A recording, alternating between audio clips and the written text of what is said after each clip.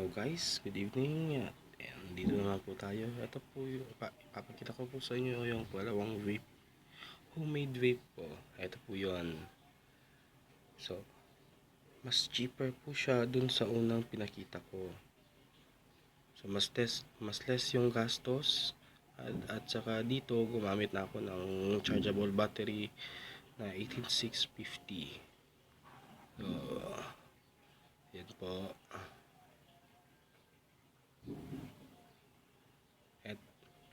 Eto, yung gamit ko dito is mga basura lang, made from scrap or basura.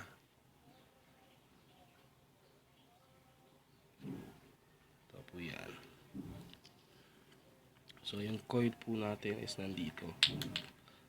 Dito po gumamit ako ng, ito po yung ginamit ko. Ito po yung atomizer natin. Ayaw siya mag-focus. Yung ginamit ko po dito is plug siya ng yung male socket ng Omni yung transparent. Ito po yung socket niya. Ito po yung mapapansin nyo, lockable siya, meron siyang clip, may nut yung kanya, may screw. So pwede mong ipaipit yung coil natin. Ito po ang gamit ko is, kung mapapansin nyo, medyo makapal. Ang gamit ko po is Clapton coil. Makapal po yung Clapton coil, so maganda siya. Matagal siya, matagal mo siyang gamitin. Long lasting siya kasi makapal. So test natin ito. Usok na siya. Hindi siya magkanong malakas kasi yung battery ko medyo weak na.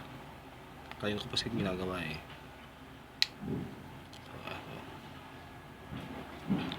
So test po natin dito. Inhale po natin siya.